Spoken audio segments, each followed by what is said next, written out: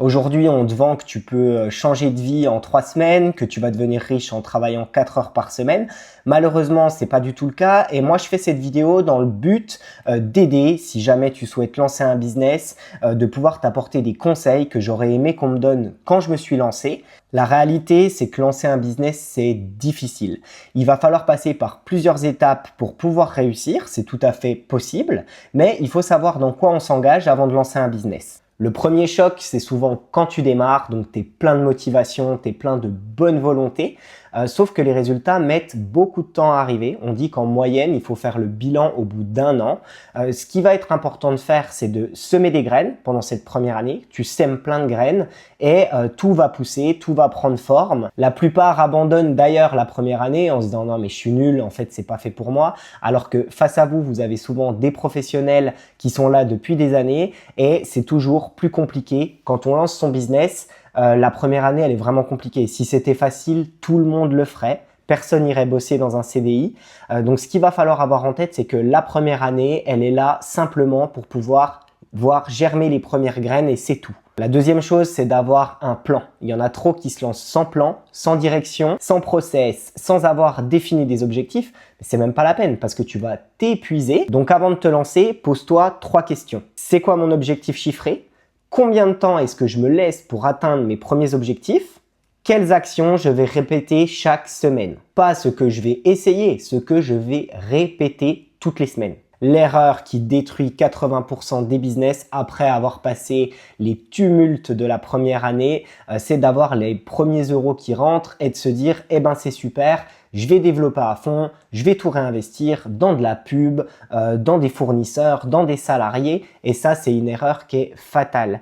Moi j'imagine vraiment le business comme un bateau. C'est comme si tu avais un gros bateau que tu voguais sur les océans, mais si demain il y a une tempête, si demain, tu n'as pas beaucoup de provisions en réserve, comment est-ce que tu fais pour pouvoir survivre?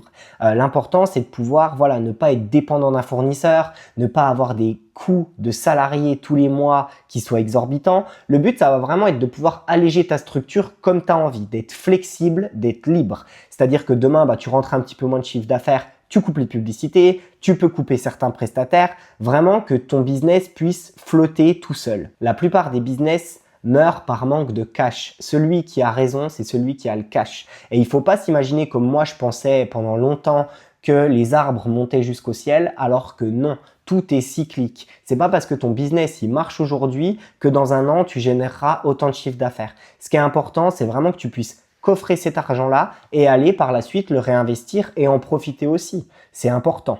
Troisième élément qui est hyper important, c'est le mental. C'est souvent ce qui nous fait défaut quand on traverse de longues périodes d'entrepreneuriat, c'est de pouvoir avoir un moral d'acier. Souvent, on est amené, quand on a des moments compliqués, à se comparer, à dire « ah mais moi, je me verse encore pas de salaire, je vois les gens, ils avancent ». Voir aussi que personne ne te comprend, c'est une dure réalité de l'entrepreneuriat. On est souvent tout seul.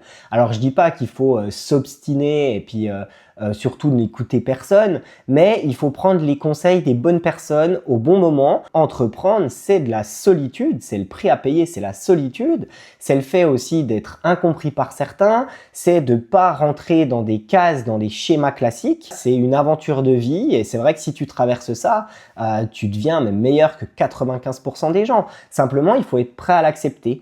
Moi, j'ai eu du mal. Je me suis dit au début, voilà, dans le business, moi, j'ai envie que ça marche tout de suite. On est beaucoup comme ça. On est dans une société où on veut tout de suite aujourd'hui.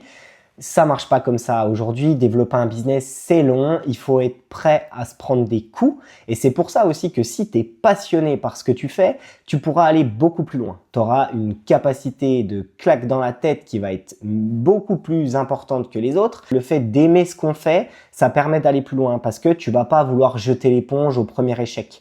C'est important de persévérer. La persévérance, la résilience, pour moi, c'est vraiment les clés qu'il faut. Il faut travailler dessus en tant qu'entrepreneur.